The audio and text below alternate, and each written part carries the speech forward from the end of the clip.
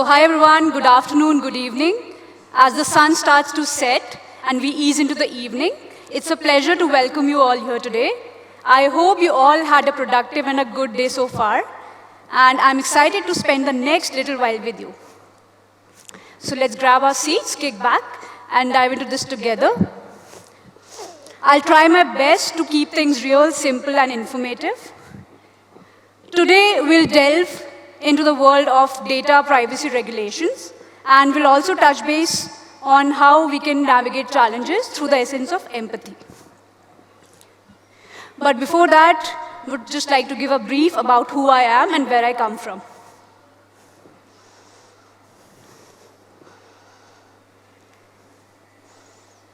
Okay. Ethnicity is an important part of DEIA.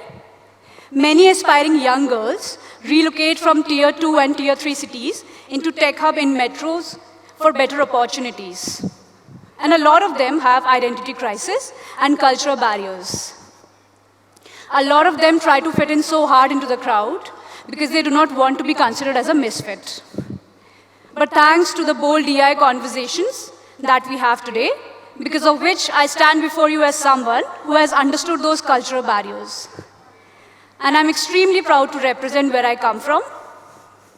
I come from a land who was named after the loyal brother of Lord Sri Ram, a land which is a home to 370 species of birds, a land which is a home to a fort which was unconquerable by Britishers, and a land which I have now put in the Women in Data Privacy map of India. I'm from Bharatpur, Rajasthan, and I'm extremely proud to be a woman in data privacy today.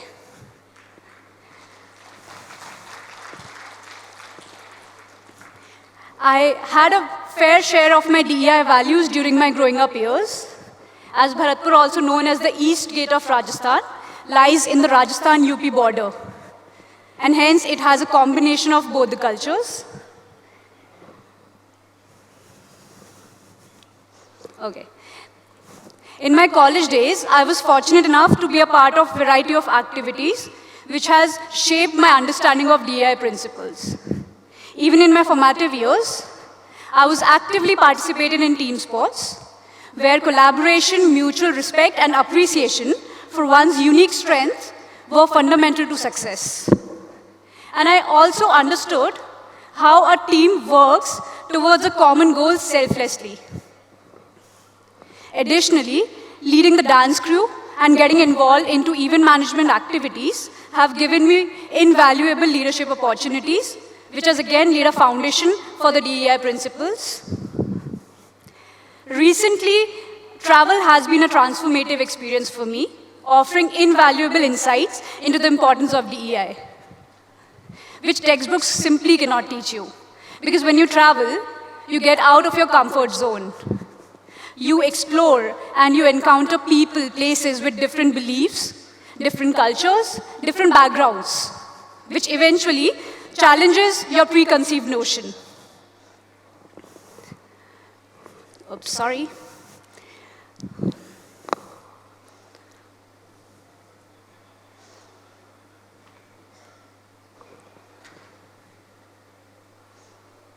Yep. So a quick sneak peek into my career journey. My career journey has been quite a dynamic one. I started as a junior developer at Accenture. Being honest, I was really scared of the corporate world and the word coding. But I eventually convinced myself that it's not a rocket science and pushed myself towards learning the skill. And there was no going back. In the upcoming years, I got opportunities to specialize myself in certain technologies and domains. I joined as a software developer at Education First. I focused on front-end and back-end development there. As an organization, EF has taught me how to look at the bigger picture, rather than just doing what you're asked to do, because eventually it adds up to your individual success as well as the organizational success. In the growing years, I got opportunities into leadership roles, where I collaborated with different cross-functional teams and led initiatives. I joined UST as a lead, and I oversaw project deliveries and mentored junior developers. At Deloitte, I was leading and managing a team of 8 to 10 engineers, tasked to deliver complex projects within the time and budget. I then joined Groupon as an engineering manager, where I was handling multiple teams, such as payments, orders, etc. And I was working with different stakeholders across different geolocations. And most recently, I've had the privilege to serve as an engineering manager at Eventbrite as a data privacy manager. So let's talk a little about my current organization and how it has empowered me and many others. Okay.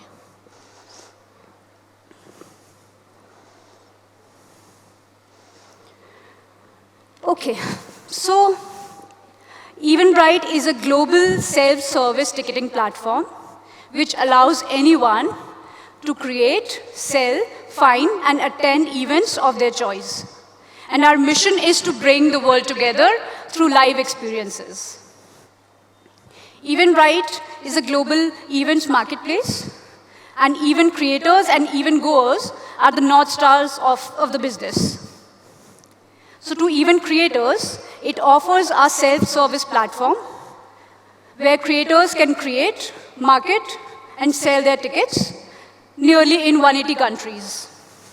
Last year, Eventbrite has sold up to 300 million tickets, distributed over 5 million events. To event goers, it is a preferred and a go-to destination for live events discovery. Through cutting-edge technologies, we have created a platform which connects human with social connections.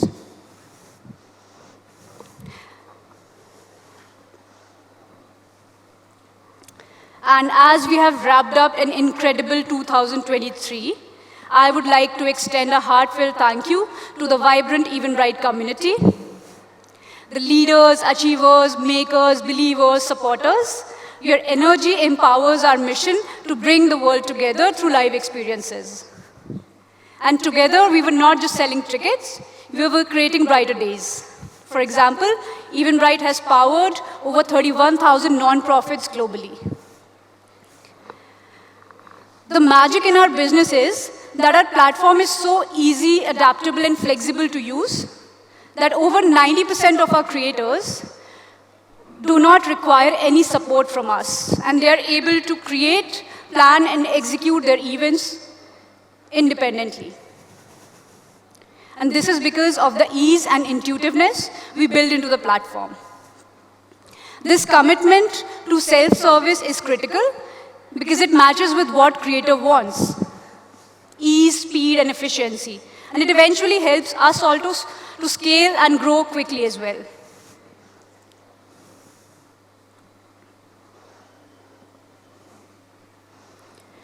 We aspire to be the growth engine for creators. We aspire to be trusted by consumers. And we aspire to be an antidote for isolation. Previously, we just sold tickets. But now people are coming to Eventbrite and asking, I want to do something which I love. What should I do? And we propose them events based on their preference, their past purchase, and their interests. And that way, we create and connect users with events and event creators, which they were not even aware of. Previously, what was viewed as a ticketing company before pandemic became the largest event marketplace after the pandemic. But this was all the glamorous and creative things which Eventbrite provides to its consumers and creators. But it also does something which is not so glamorous, but it is equally important for the creators and consumers to safeguard their rights. So a question to the audience: how many of you are familiar with this term, data privacy? Okay, all right. So for those who are not aware, I'm here to give some details around that.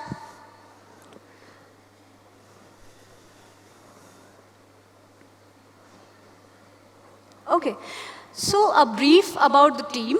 The team comprises of skilled professionals in diverse backgrounds in data privacy, legal counsel, and software engineering. And we have adapted agile methodologies to deliver product with quality and within the timelines. Now, as a data privacy team, our primary focus is to ensure regulatory compliances such as GDPR, CCPA, and CPRA, and other applicable regulations. These regulations grant user the rights over their personal data, the rights such as data deletion, data access, and data rectification. Now, what are the repercussions of not abiding by these laws? So beyond user trust and satisfaction, there are legal obligations. Non-compliance with data subject rights can lead to hefty fines, reputational damage, and legal actions against the organization which collects the PII data of the end user and doesn't honor the data subject rights. We at Eventbrite are at the forefront to ensure these rights, and our vision is to mature and create capabilities for honoring any such requests and to stay ahead of time.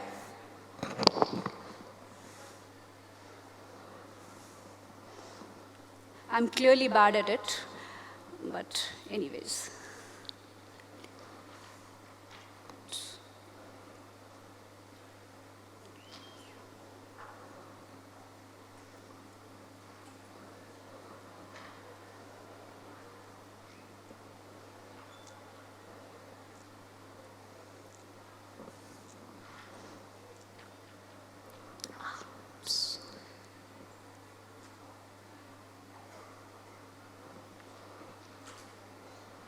Okay, a quick sneak peek on what all rules we have, right?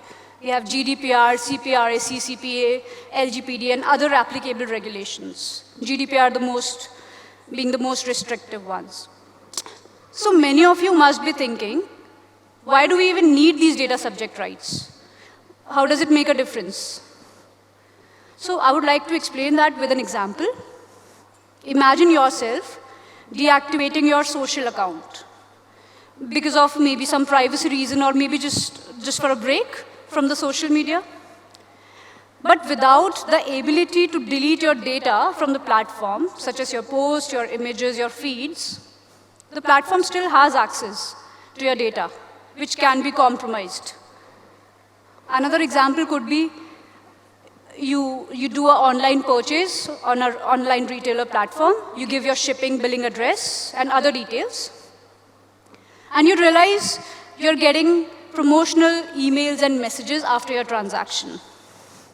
So with the data subject rights, you can ask the vendor to not send you the emails for promotions, and you can unsubscribe. So that's how data subject rights helps the end user.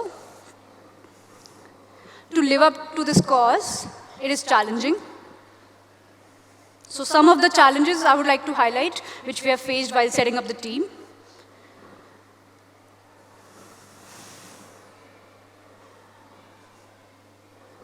Yep. So recruiting the right people. As it is not a normal software engineering development team, it also needs capabilities and capacity to navigate through the complexities of this project.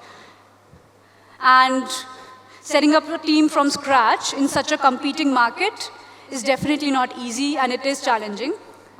But through innovative strategies, such as providing flexible work arrangements, being transparent about the project and the roles, and regular check-ins with the candidates even after they were offered, it has helped us increase the turnaround number.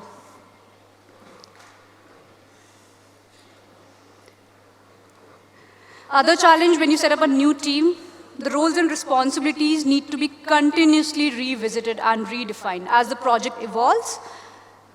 The need for revisiting these roles and responsibility is a must.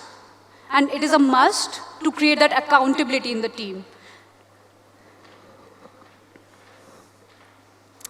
Training and development, as I mentioned, it is not a normal software engineering project. We had internal sessions with the legal and the product team to train the team on these regulations so that they understand the bigger picture and can recommend solutions effectively. Yes, and process and workflow. It's a very crucial part to set up the process and workflow, especially when our team is starting. And it is not just within the engineering team, it is with all the stakeholders. You need to have the right process and workflow to track the progress of the team, and also to make sure that we reduce the risk of any manual errors. So after overcoming all of these challenges, we definitely have good achievements. Yeah. So we have created a robust system and process at Eventbrite, where the users can honor their data subject rights globally. We have also given the capability to the end user to give consent on storing its data and using it for multiple purposes like marketing, analytics, advertisement through the consent jurisdictional banners. We have also given the capability to the users to opt out of selling and sharing their information with a third party and reprocessing them. Yeah. We have honored around 165K requests last year for data subject rights. So what it takes to excel in this domain of privacy, it's not a rocket science. There are a few basic things. So professionals can upskill, they can keep themselves updated with these regulatory laws. They can engage themselves in workshops and trainings where the focus is to integrate privacy laws in the early stage of the project life cycle, and they understand how the real life scenario works. Last but not the least, upskill with the data analysis and data mapping skills. So we can keep discussing about this topic because it's a vast area to cover, but let's shift our focus to an equally important topic for the leaders.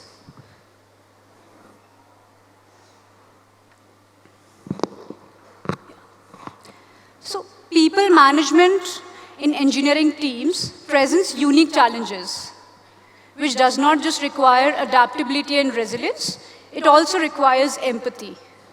And that is why this is one of my favorite quotes from Brent Brown, research professor at University of Houston, which says that by embracing vulnerability and empathy, leaders can create an environment which nurtures trust and open communication.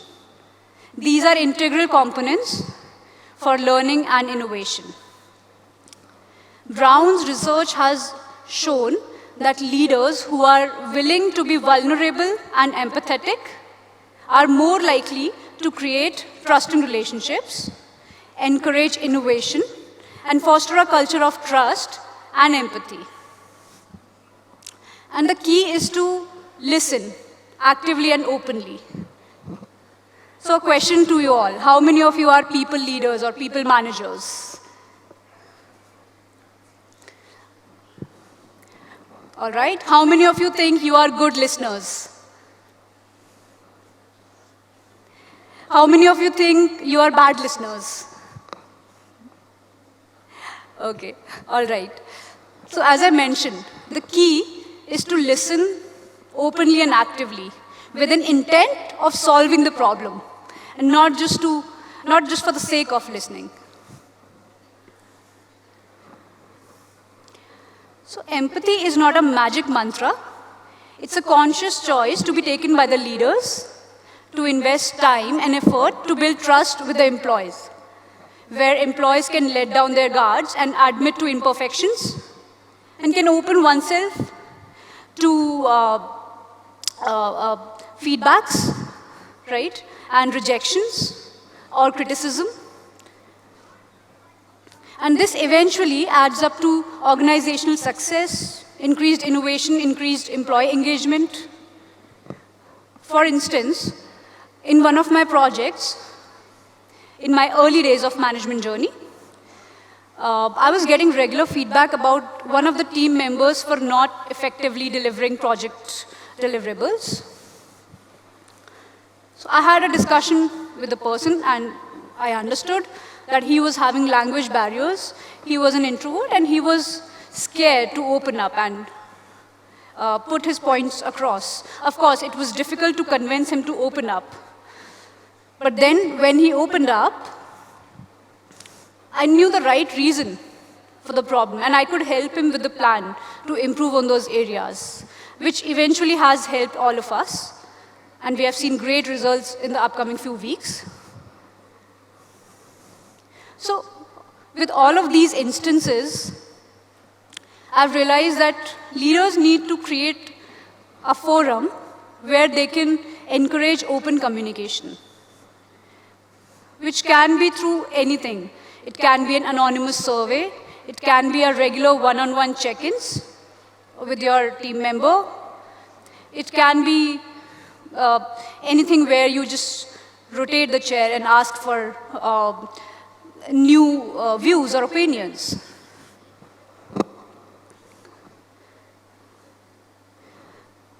With the same spirit and principle in mind, the WIT committee at Eventbrite has initiated a program, sisterhood program, and the aim of this program is to create a community for women at Eventbrite.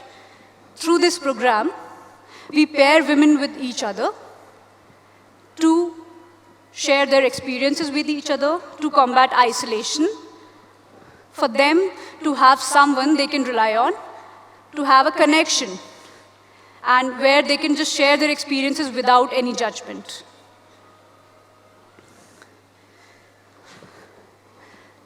And with that, I would like to just move to the key takeaways of the session.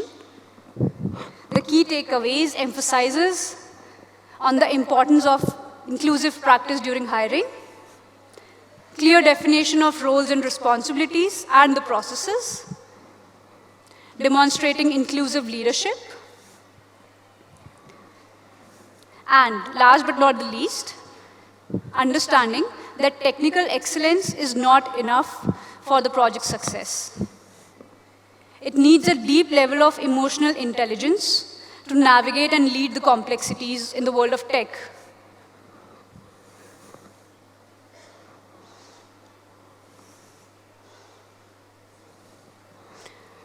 At Eventbrite, you can be whoever you are. You can work from wherever you are.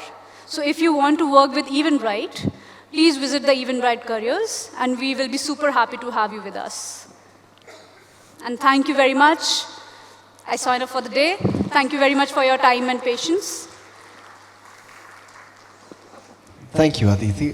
Do you all have any questions? Anyone with questions?